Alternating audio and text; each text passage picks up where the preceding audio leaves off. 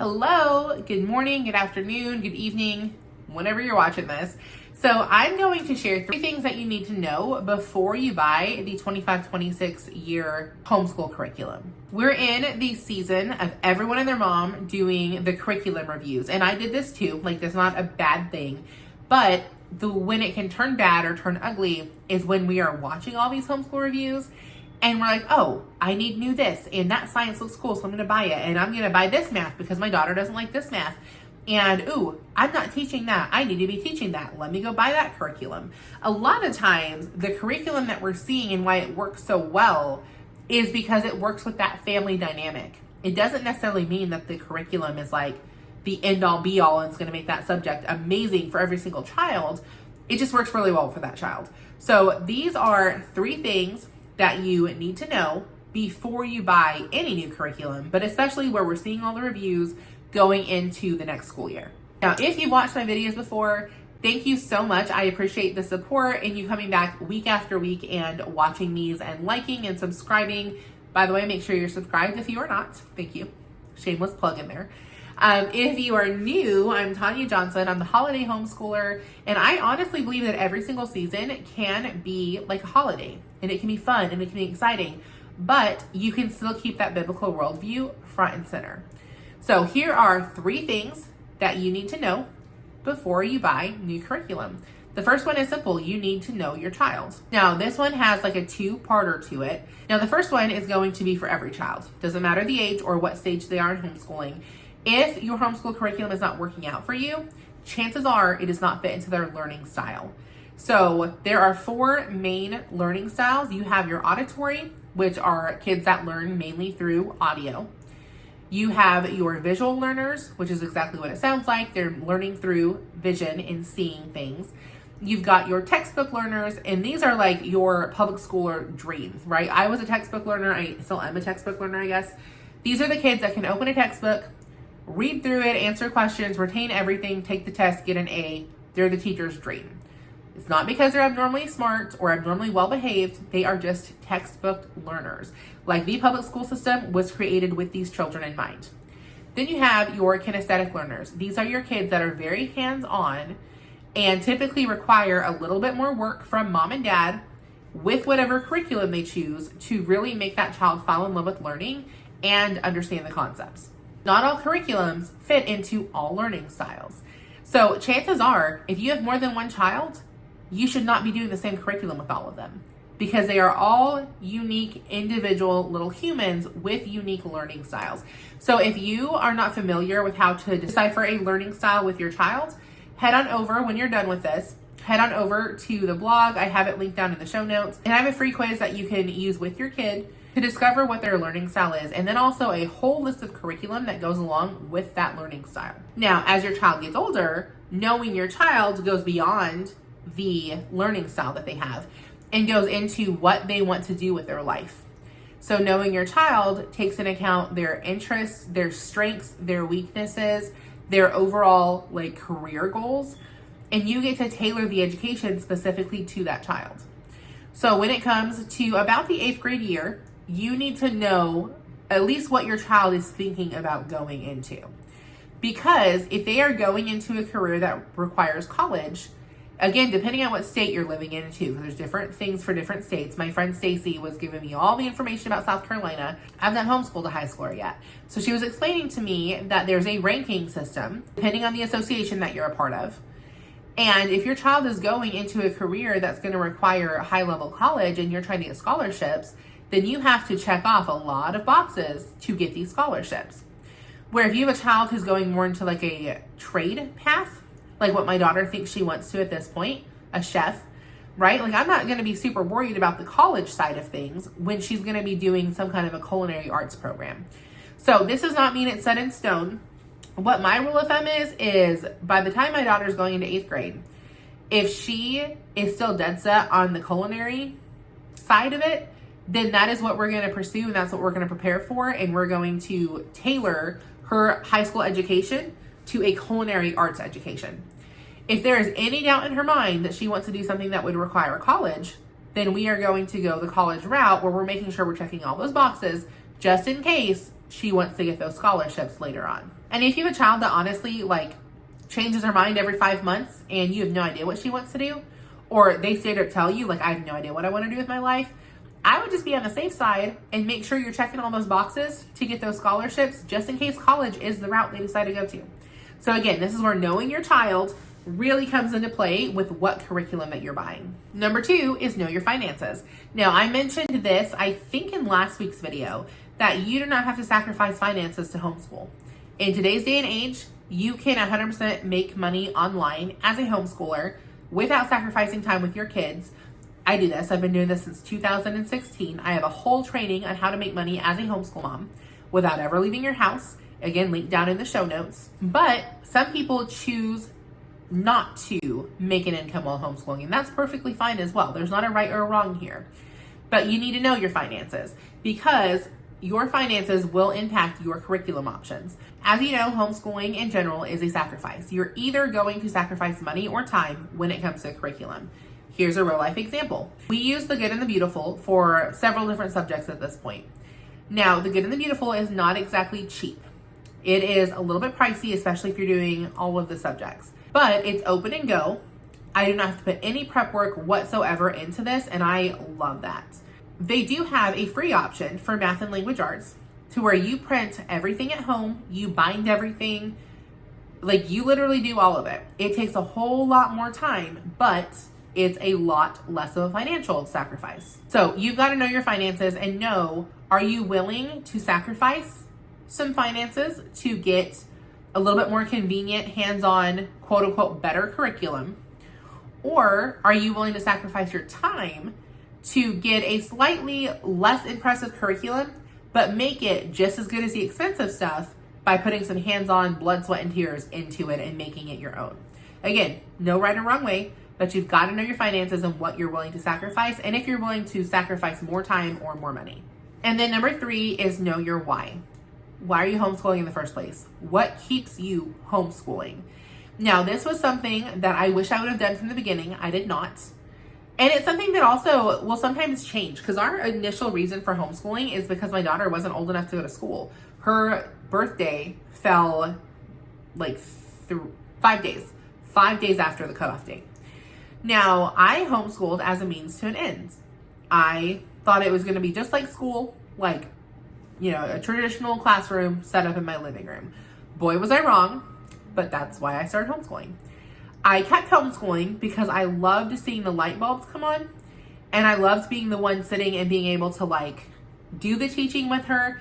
And then I figured it would be an easy way to tailor an education to her. Now, when I sat down and actually wrote down a mission statement, and by the way, I put a whole training together for you guys. I think I did this like 2 years ago.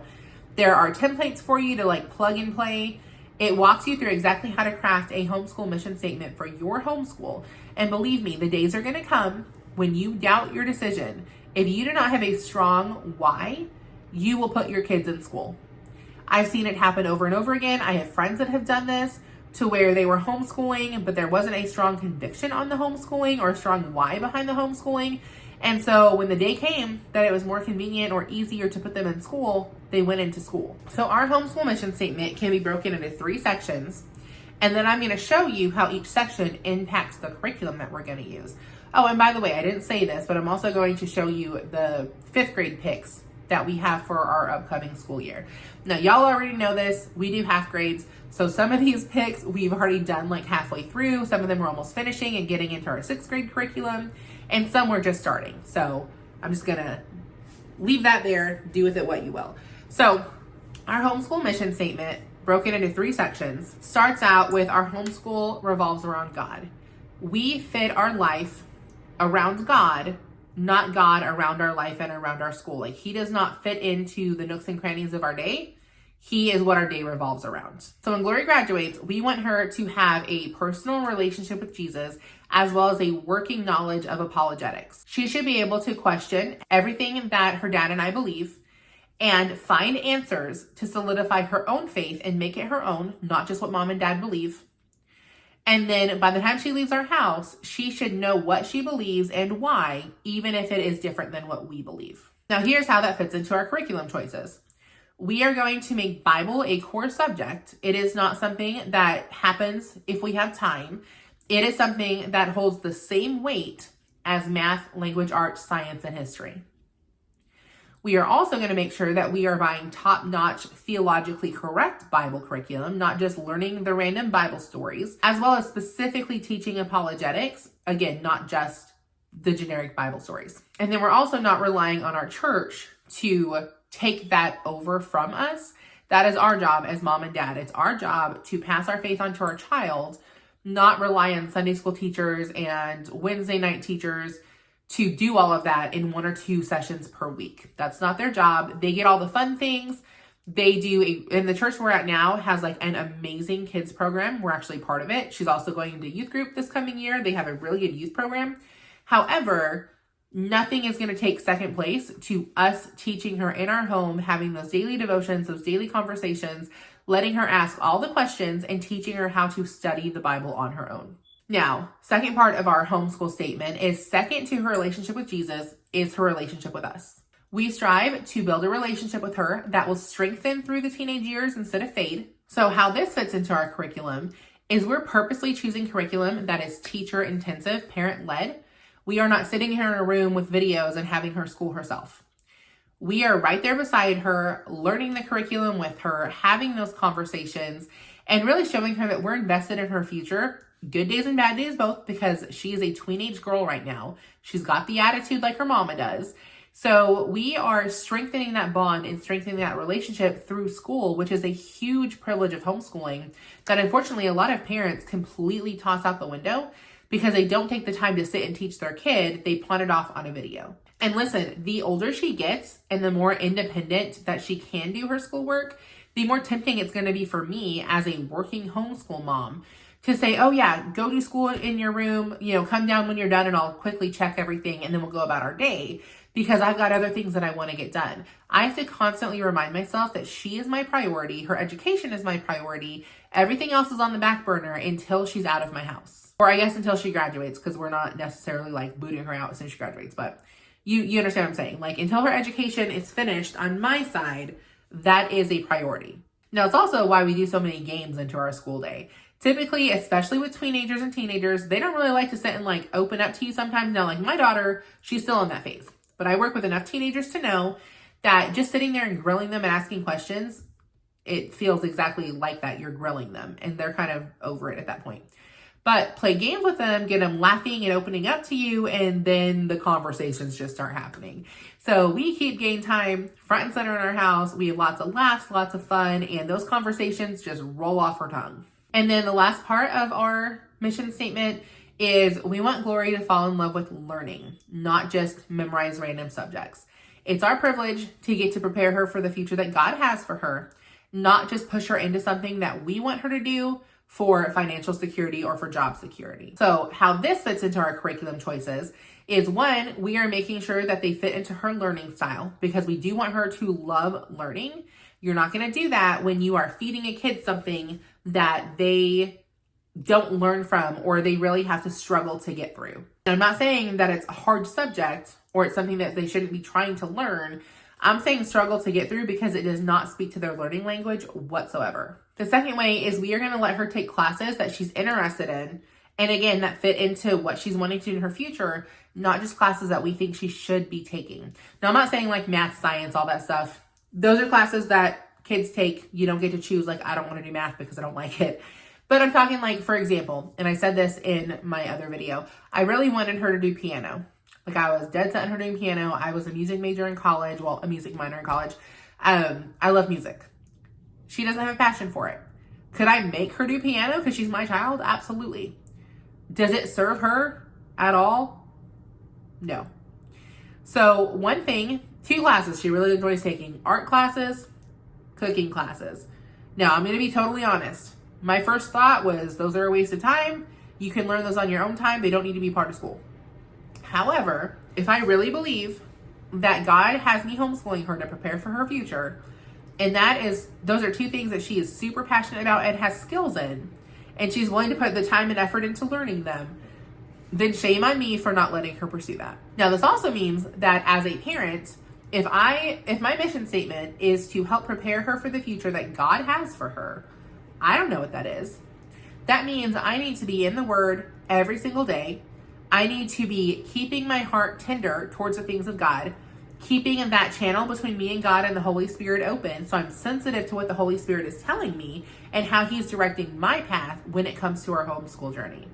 We cannot prepare her for what God has for her when we're constantly pushing our agenda onto her. And in this season, that means I'm spending a whole lot more time in the kitchen with her, teaching her how to cook, and then eventually getting some actual cooking classes.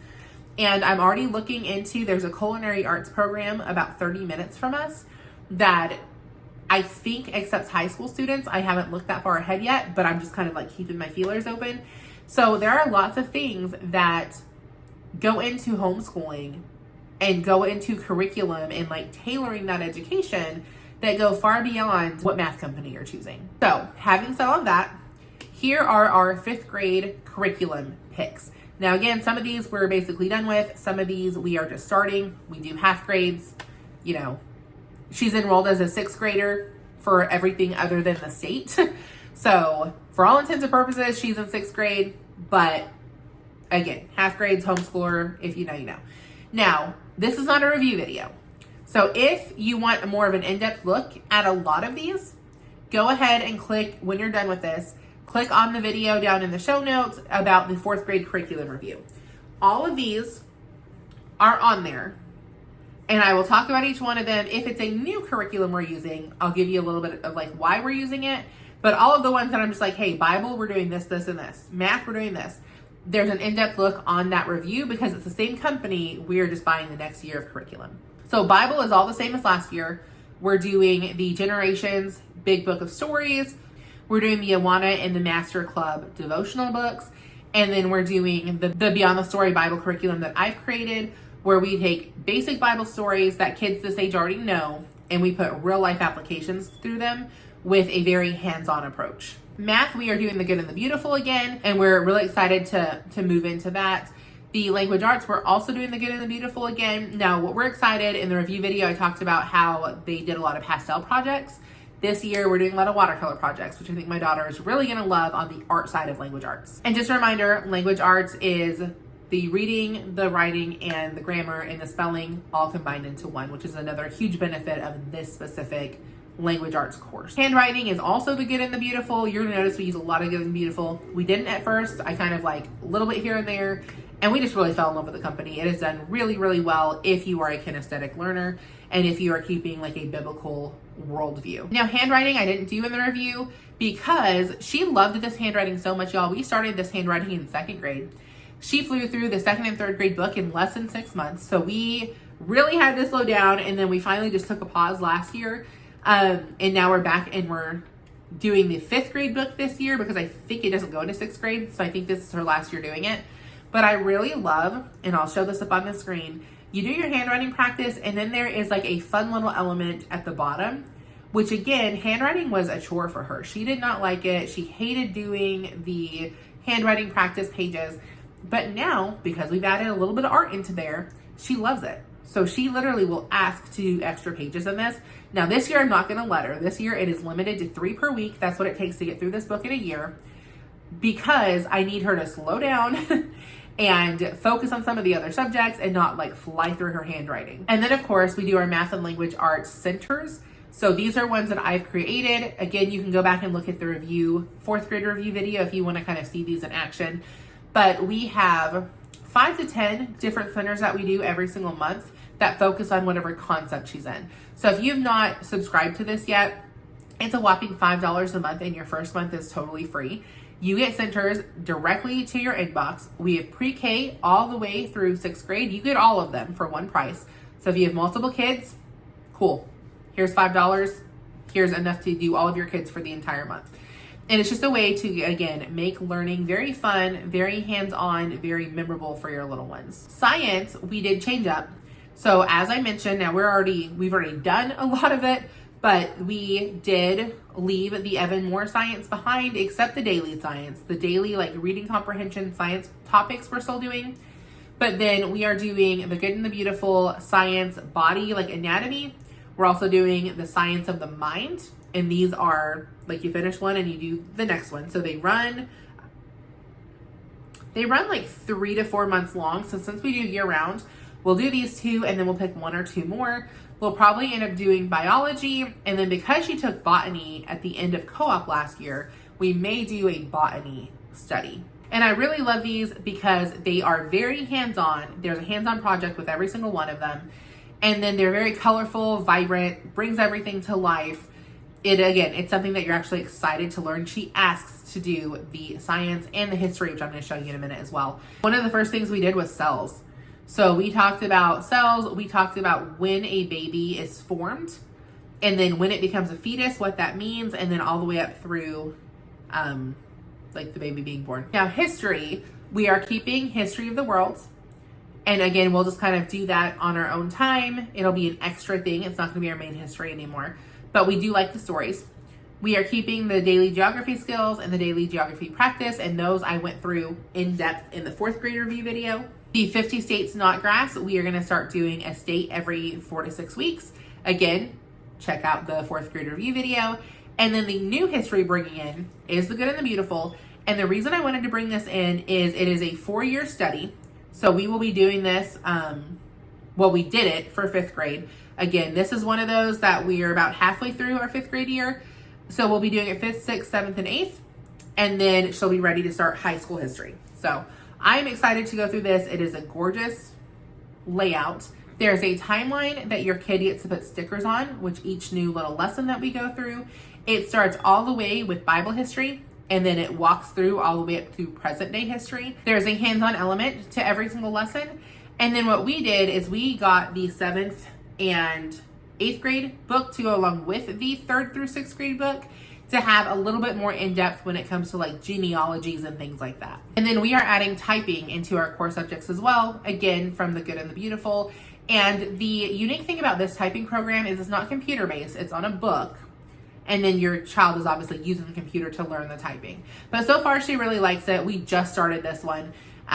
We'll kind of let you know at our 5th grade review video if we are going to keep it or if this is going to be like a 1-year thing. Now, those are all of our core subjects. Our electives are basically the same as last year. So I'll put them up here on the screen. I don't think I'm going to go through them. You can look at the 4th grade review video if you want to see all of them and kind of what they are. So we have our art, which is the outside the box. And again, they send a monthly box to you every month. We have our creative thinking from Evan Moore. We have our test prep from Evan Moore. We have our financial literacy from Evan Moore. We have our like basic economic / beginner entrepreneurship from the Tuttle Twins. Now, again, I did put a disclaimer on that one. Go watch, if you're going to use the Tuttle Twins, first go watch the 4th grade review video. It is not something you want to use lightly or use for all kids, but I do think it has really good elements to it.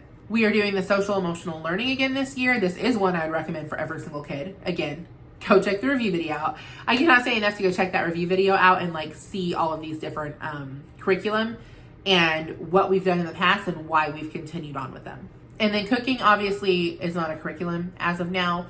Although I have been looking into doing, I think it's called I'm a Chef 2 or something like that, where it's a box that comes to your house every month. I haven't pulled the trigger on that yet, so we'll see. If you have any suggestions or any tips you want to give for navigating the new curriculum syndrome that comes every single year, feel free to drop them down in the comment section or over on my social media, and I will see y'all next week.